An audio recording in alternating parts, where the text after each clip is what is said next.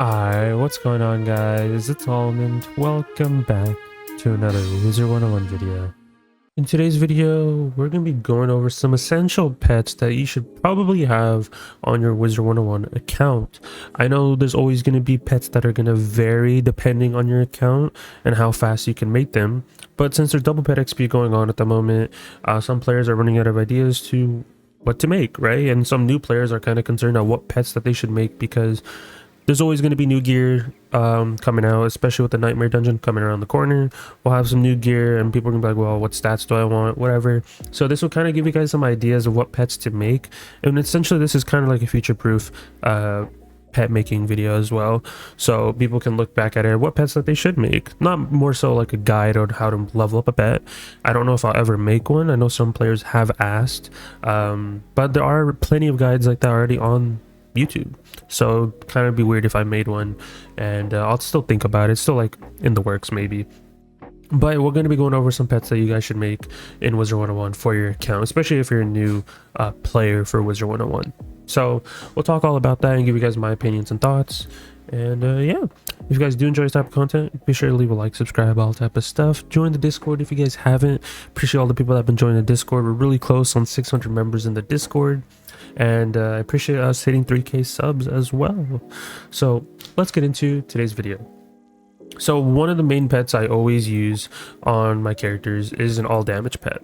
Now, of course, you do not have to have it on a Frilosaur if you don't have the mount, because if you have the mount, you do get the set bonus of 5 extra damage. For example, if I equip, where is it, the Stompy mount, see how it says set bonus applied? It's because I have the pet included. Now the fire damage is not going to be as useful, but the universal damage is very useful. So I get extra 5 universal damage stacked up with all these damage stats I already have. So it'll be nice if you do have the set bonus. If you don't, you do not have to put this on a Frilosaur. Just having an all damage pet by itself is nice to have. I know players will make the argument, well, why not just replace one of these damage channels with Pierce? You can definitely do that as well. I have that on one of my characters. I think specifically my Fire and Storm for specific scenarios. Would I make one for all my characters? No, but I would make an all damage pet regardless for all my characters, no matter what. I prefer the damage stat, and depending on the fight, if I know the enemy has more resist, of course I'll switch over to my Pierce pet to make up the missing damage. But essential pet is all damage. It does not have to be on a Frilosaur if you don't have the mount, because I don't expect people to open the packs. But you can put it on a pet that's, for example, like a hamster. You can put it on a hamster for the blade. You can get the sharpened blade from it as well. You can put it on a pet that has Leaf Storm. I think it's the Kookaburra, for example, for like life. But just any pet that has a blade. You can put it on the sharpened blade pet. There's a lot of pets that you can put this on that I would recommend. But if you have the set bonus, 100% just do the set bonus first more than anything else.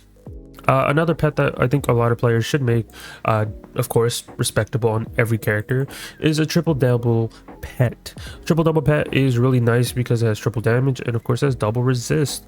It's good for solo questing. I see a lot of wizards use this while questing through. Of course you want to have Mighty in the pool, or you can just socket it on, but it would change depending on your school. So of course, instead of it being life giver, it'd be fire giver, ice giver, death giver, whatever, just respectable to your school. Now of course the hamster is really good because the fact that it does give that blade, it does give that sharpened blade for questing, especially when you're a solo character. Of course, not the decathlon is always going to be active at every time, so I don't expect players to be like, oh well, I don't have a hamster because I don't do the event. That's fine. You can use it on your respectable schools with different pets. It doesn't have to be on a hamster. You can be on a Gloomy Eye, for example, if you're on a death. On a fire, you can use the fire Kookaburra hybrid, I believe. You can use it on any pet that gives a blade, to be honest. There's many different pets, like I said, but the mainly is the stats that you want to strive for is a triple double pet, especially for solo questing. It does help out a lot, and I use this in my solo fights on most of my characters, so it's something that I would recommend. Of course, it is subjective. These pets are kind of subjective, but I have my reasoning behind them as well. Now let's quickly switch over to my fire, because there's some other pets I do want to show you on my account that I do have on specific wizards. So if we go to my fire real quick, and this is like an example of other pets that you should make as well, because there's some couple pets. Example is a dapper corgi pet. Now you wouldn't use this for like fighting or anything like that. You would use this for gardening. It's an essential pet that a lot of players do have. Of course, you do not need this May find fire ice storm reagent. You can have there's different variations that people have. This is the one that I use, but it's Ellie Scout with a bunch of energy. You can have gold miner right here. I think gold miner's in my pool if I remember. I don't remember. Yeah, gold miners right here. But I have elemental scout with all energy talents. I use this for gardening. I use it for whenever I need to level up my cantrips on other characters. There's many ways of using this energy pet. You can use it for fishing if you wanted to. Basically, there's a lot of reasons why you should make this pet, especially on a dapper corgi, because you get the +8 energy for all your schools. So just overall, it's a really good pet. If you want to have Ellie Scout, you can have Balance Scout, Myth Scout, whatever. It's used to farm reagents, which I do time to time if I need to. Just because I do get Azoth from using this talent, and Azoth is used for guilds. Of course, if you want to upgrade your guild area or even go raid, it's nice having Azoth. So whenever I'm just out and about, just roaming, I just have Elemental Scout on my pet so I can get Azoth as well. But you can have Maycast Gardening Pixie here if that's something that's up your alley. I don't use Maycast Gardening Pixie because if I already have all the likes that are needed for my plants, over time they'll just get Gardening Pixie by itself. And it doesn't always cast, so that's why instead I'd rather have like a scout talent so I can farm Azoth, which is just better in my opinion. But you can switch it up depending on your liking. Another pet that I do like using time to time is this pet with a will cast. Now will cast is something that not many people understand even exists or don't even care about too much, but people like using will cast pets because the fact is that it does help you in combat. Now something like this is very good for solo fights. Now I can still sock it on Brace Defy Jewel, which gives me a brace talent and it gives me defy, so I would have 5 extra resist and I get another Maycast. Now you don't have to have that. Of course you can swap some of these talents around. You can take off Fire Giver and have spell defy in here and sock it on Giver. You don't have to have it on a hamster for this particular, it's just better because the blade and the sharpened blade item card. But the bubble is nice for solo fights because this will I believe activate after 2 rounds, or I believe, or after like after a certain amount of period you can activate this and the pet will cast a bubble for you in the same turn that you're doing another action. Of course you have to click on the talent and do it yourself, but it still works. It's another talent. Now of course this talent is basically nullified if there is a boss that has a bubble cheat. Now there's only a select few bosses that have that, but overall this is still a really good talent to have. Now if you don't want to have a bubble, another pet I do recommend that I do create on multiple characters is something similar to this, not exactly, but it's Willcast Curse. You can take out Wildfire but on Curse, because what Curse does is it stacks up a trap on the enemy. It's very useful, especially in team scenarios, because if you're trying to go for more damage, you can cast this to put another trap on the enemy, and you can use this round 1. So it's very useful in Scald and Incendiate strats where you think that you might not kill. You can have somebody that has Willcast Curse or Willcast Hex, and it will help out a crap ton. So I just have it on a pet that's like this, so it's like universal stats in a way, because anytime I transfer this over, I can just sock it on the missing talent. So if I wanted to put this on my Death, for example, I would just sock it on Death Dealer. I would sock it on Fire Giver or Fire Dealer, whatever. So that's why I put it on this pet. So it's like a universal pet in a way that I can use on any character at any time. Now you don't have to specifically do that. It's just something I do time to time. And then we have another pet that I can show you guys on my storm that I do use, which I would recommend that you guys make as well. Of course, the pet doesn't have to be exactly the pet that I have it as. But if we quickly go over to my pets, I believe it is, let's see, this one right here, a balance hamster that has which I know there was just Balance Decathlon recently. So if you did get the pet, hey, perfect, because it is exclusive. You can't hatch for exclusive pets, which I did state in multiple videos. But this is something I like using as well, where it does give item cards, so I can just use these in a team scenario. Certain fights where I'm just like, okay, well, I just want to use the item cards for the sake of just using the item cards. This is something I like doing, and it has Hex Train, so I can have another trap on the enemy. I have a Balance Blade, I have an item card Curse, I have an item card Hex, Dark Pack, so I'm getting all these item cards from my pet, which is nice to have if I'm with a team. Right, if I don't want to be the hitter, I can just have all these buffs for my team. Now, of course, this pet is still useful even in advanced combat, because the fact is that you're getting all these item cards, and if you can't do Scald Incendiate, at least you'll have these item cards to help back you up in those scenarios where you can just use these. The pet itself is still really good. Of course, you don't have to have it on a hamster, but just having it on the hamster does help out in advanced combat, because yes, you do get that balance, or the balance blade. You just don't get the sharpened blade, which kind of does suck, because hey, advanced combat. But in regular PvE, you can still use the sharpened blade if you wanted to. You can still use all these other things from the pet, which I do see very useful. Another pet that I do recommend that everyone should make by default is the 420 pets. Now, I have plenty of 420 pets because I have them named all Coco, but the whole premise behind these 420 pets is that they're all common, and it's very easy to copy someone's pet. So if I am hatching with somebody and my pet is on the left and their pet is on the right, it makes it super easy to copy their pet.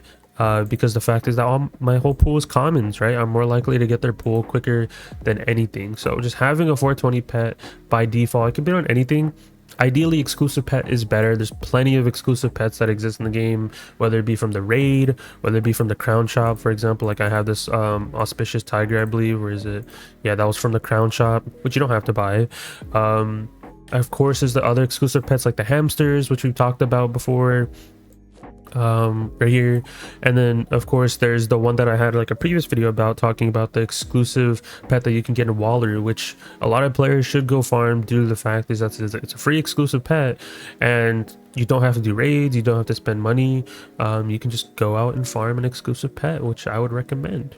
Right, so those are some other pets that you should make, some niche pets that you should make.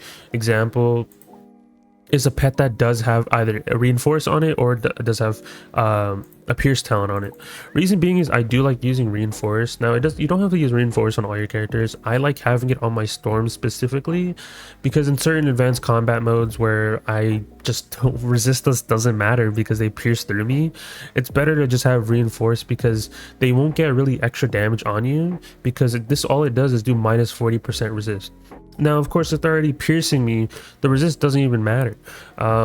So that's why I just use Reinforce over Frenzy, because what Frenzy does instead, which a lot of players don't remember, is it does 30 incoming damage, so 30% extra damage that they're doing to me. While Reinforce, what it does is it just lowers my resist. But if they're already piercing my resist completely, they don't get any extra buff. Instead, I'm just getting plus 40 damage for literally nothing. So this is a good pet to just have. And just having a pet that has breaker is nice, just because, like I said, with stat caps and advanced combat, it's good to just have. You don't have to have it on a Philosaur. I just had this as an old raid pet, and it's been helping out a ton in certain fights. But I would probably change this pet down the line to like something else that gives like an item card, and like a Stormblade or a Null Dragon or something like that, because it's been really useful, at least when it comes to advanced combat, especially some of the recent ones as well. And then lastly, I think the last pet I want to talk about is Decathlon, which I've talked about multiple times. A pet like this is just straightforward good overall. Of course, for certain decathlons, you do want to switch up the talents just a tad bit if you really care. But just overall, this is a really good decathlon pet to make that has Fairy Friend, Sprite Queen, Energizing Battery, Unicorn, and then Will Cast Kraken. Will Cast Kraken does carry in decathlon heavy. Of course, there's some strats in decathlon where you use like Link. Some people use Triage. Some people use Vampire, or if I think it's like yeah, Vampire, and then there's one talent for like Life, I believe. So there's a couple different variations you can make. I think even in my recent decathlon video, I talked about how I'm going to be using this. Of course, it's a really good pet. It doesn't matter what pet it's on, you just need the talents. The talents is what carries in decathlon. So I just preferably put it on my Shaolin monkey that has like completely maxed out stats, and it's just kind of just funny to just have it on. But yeah, there's some other pets that do exist in Wizard101 that you should probably go farm. Like I could say like, hey, you should probably make a fishing pet. Is it essential? Not really, because you don't need the extra fishing luck. If you already have fishing gear by itself, you don't need the extra fishing luck, which I stated in my fishing luck video. You can just use, for example, an all energy pet, which I do have right here, and you should be fine, right? You don't need a fishing luck pet at all. So there's like some little things that you can definitely switch out here and there. There's plenty of pets that you can make in Wizard101, but these are some pets that I would recommend. There is some different ones that, like, you know, that have like a gobbler ball. What it does, it gives you 3 item cards. That one's good. It's just the stats are what people want to strive for, like having an all damage pet, having a dip pet. Instead of having 4 damage, people, what they do is they put pierce instead. That's an option. Having an all healing pet for decathlon with Wocast. Having a hamster like this with just straight item cards. It doesn't have to be on a hamster. This could be on a gobbler ball if people wanted to, but just having something like this is very nice to have. And there's some other pets, like I said, just having a 420 pet by default is really nice. There's even Wocast, like I said, Wocast Hex is really good in team scenarios because you can use this round 1. Wocast Curse you can use round 1, and even Wocast Cleanse Charm, which I highly recommend a lot of people make, because having a Wocast Cleanse Charm pet is really good, especially in round 1 fights where there's a cheat that involves a -45 weakness or something like that. You can just cleanse it off the person who's doing Skull, or cleanse it off the person that's hitting in the same round that you're gonna hit. So it's really nice to have. But these are just a couple of pets that I would recommend to you guys. Now you guys just choose what kind of pets you guys want to make. I know a lot of players are gonna have their own opinions. Some people are gonna have like Proof Defy with like a bunch of healing talents, whatever. But at the end of the day, these are just like pets that I use. There's plenty of other pets that I have on my other characters that are specifically for my other schools, but they're kind of niche and they're not really essential. But yeah, kind of straightforward. Hopefully you guys enjoyed the video of me talking about some pets that you guys should make. And yeah, hopefully this video will help later down the line as well. I mean, these pets are very good to have till they make something where like mount stitching isn't as viable anymore, or like not mount stitching, but like to the point where set bonuses don't matter. Because if they make mounts that have a circle socket, then people aren't going to use Fossil Warrior sets anymore, and then Frilosaurs would just be nerfed to the ground, because you don't need to have a Frilosaur anymore. You can just put these pets on something else. But is that happening anytime soon? No. So till then, having a Frilosaur with the set bonus, with the Chompy mount, or like whatever set bonus you need for the Frilosaur is good to have, just for the damage. But yeah, that is it from me. Hope you guys enjoyed. Be sure to leave a like, subscribe, all type of stuff. Join the Discord if you guys haven't.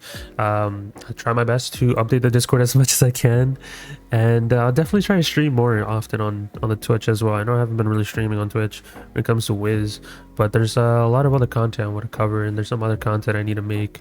And yeah, before the Nightmare Dungeon comes out, of course. But that is it, and I'll catch you guys in the next one. Peace out, guys.